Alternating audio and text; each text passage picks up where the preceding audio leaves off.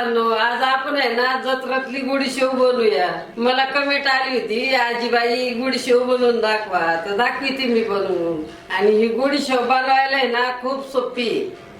गुडीशेव बनवायला मी 2 वाट्या बेसन पीठ घेतलंय. ह्याच वाटीने मी ह्या वाटीत 2 वाट्या गुळ घेतलाय. 2 वाट्या बेसन पीठ, 2 वाट्या गुळ असं प्रमाण घेतलंय. ह्या वाटीत थोडी बडीशेप घेतली. ह्या वाटीत 2 पळ्या तेल घेतलंय. ह्या वाटीत अर्धा छोटा चमचा लाल रंग घेतलाय. चला आता आपण गुडीशेवचं पीठ मळू. दोन्ही वाट्या बेसन पीठ परत ओतून घेते. आता याच्यातलं पळीभर तेल मी बेसन पीठात ओतते. आता हे तेल बेसन पिठाला चोळून घेऊ. हे तेल आहे ना असं बेसन पिठाला चांगलं चोळून घ्यायचं. ह्या पाया पिठाचा असा मुटका होतोय आणि इतपत याच्यात तेल घालायचं मुटका होऊस तर. याने काय होतं, आपली गुडीशेव ना छान अशी खुसखुशीत बनती. म्हणून याच्यात थंड तेलाचं आहे ना मोहन घालायचं. आता याच्यात थोडं थोडं असं पाणी घालून घट्ट पीठ मळून घेऊ.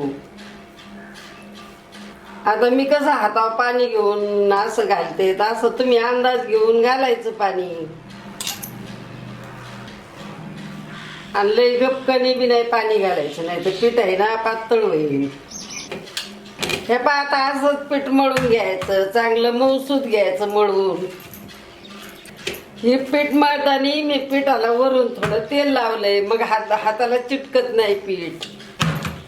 आता गुडशेव तळायला मी कढईमध्ये तेल पण गरम व्हायला ठेवलंय.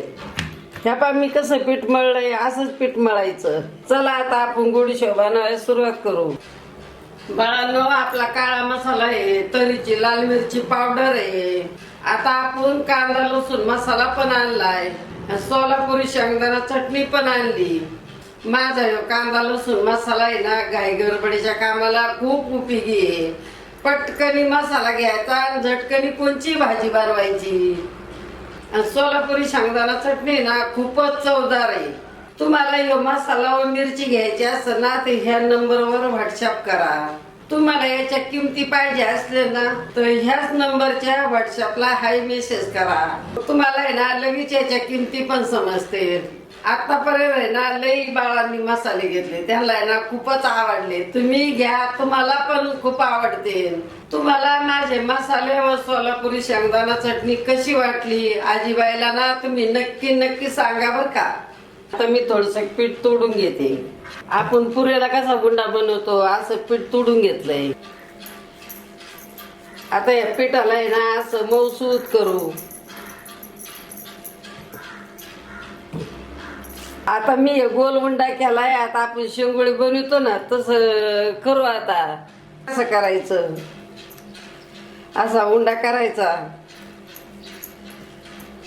गुडीशेव आहे ना लई बारीक बी नसती, थोडी जाड जाडच असती. ह्या पा आता मी कशी करते अशीच गुडीशेव बनवायची. ह्या पा मी आता याला शिंगोळ्यावानी आकार दिला आहे. चला आता आपण याच्या सुरीने तुकडे करू. तुम्हाला किती मोठी छोटी तसे तुकडे करायचे. ह्या पा आता मी सगळे तुकडे करून घेते.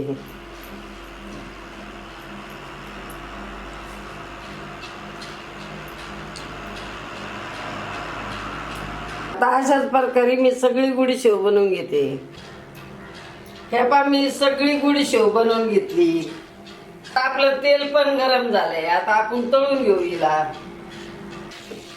तेल आहे ना लई कडक गरम नाही करायचं, मध्यमच गरम करायचं.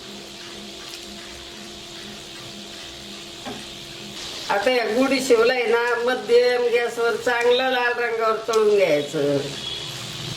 आतमध्ये ना बिलकुल कच्ची नाही राहिली पाहिजेत. त्यामुळं मग थोडा गॅस मध्यम करायचा. आपली गुडीशेव चांगली लाल रंगावर तळून झाली ना अशी तळायची, मग आत कच्ची नाही राहत. आता हिला काढून घेऊ.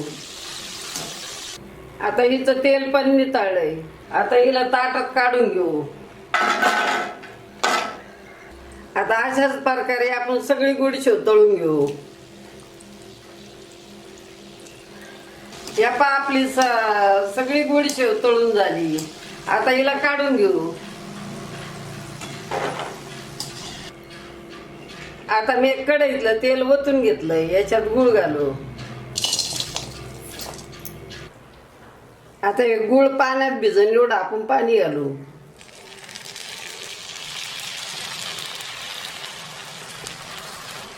आता आपल्याला आहे ना ह्या गुळाचा पाक बनवून घ्यायचा. आणि लई पाणी बी नाही घालायचं. जेवढा गुळ भिजन ना एवढंच पाणी वतायचं. 2-3 मिनिट झाले. आपला पाक तयार झालाय. पाक तयार झाला का नाही कसं ओळखायचं दाखवते तुम्हाला. ह्या मी ताटली घेतली. याच्यात 2 थेंब पाक घालू. ह्या पाक आहे ना ताटलीत पसरला जात नाही. याच्याचा अर्थ आपला पाक तयार झाला. पाक आहे ना असा स्थिर राहायला पाहिजे. पाक खाली नाही वरगाळला पाहिजे. आता या पाकात लाल रंग घालू. जत्रेतली गुडशेव लाल असती ना म्हणून आपण याच्यात लाल रंग घातलाय. आता याच्यात बडीशेप घालू. कोणी याच्यात बडीशेप घालतं, कोणी ओवा पण घालतं. आता ही गुडशेव होती याच्यात. आता याला हलवून घेऊ.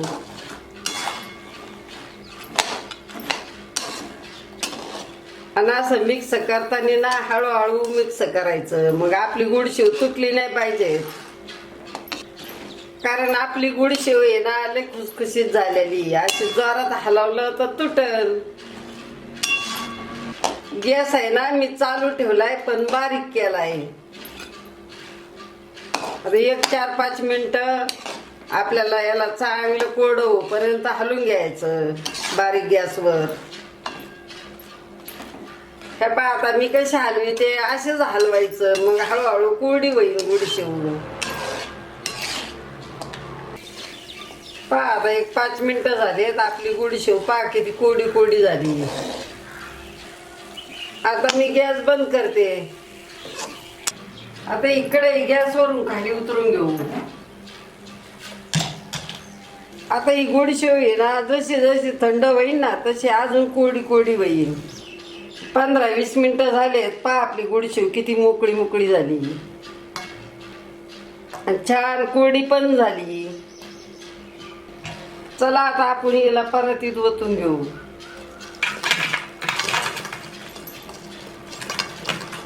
पहा बाळांनो किती मोकळी मोकळी झाली आपली गुडशेव. अशी जर चिकटलेली असते ना बाळांनो ही गुडशेव तर अशी हिला मोकळी मोकळी करून घ्यायची. ही गुडशेव आहे ना थंड झाली का चांगल्या स्वच्छ डब्यात भरून ठेवायची. ती 15 दिवस राहते चांगली.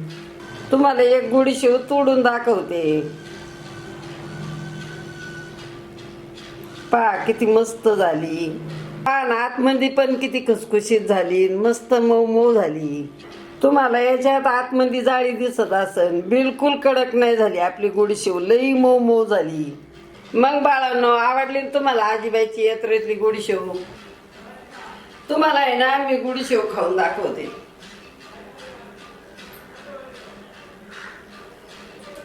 इतकी मऊ मऊ झाली ना गुडशेव.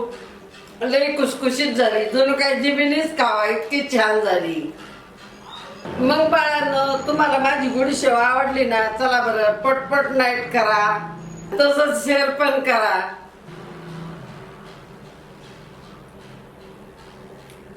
तुम्ही अजून माझ्या चॅनेलला सबस्क्राईब नाही केलं पहिलं जा लगेच सबस्क्राईब करा बरं. आणि एक सांगायचं मी विसरले. घंटी दाबायला विसरू नका बरं का. हसा खेळा खूप खूप मजा करा. आणि आजीबाई सारखी गुडशेव बनवून खा. आणि तुमची गुडशेव कशी झाली आजीबाईला नक्की नक्की सांगा बरं का. आता भेटू पुढच्या रेसिपीला.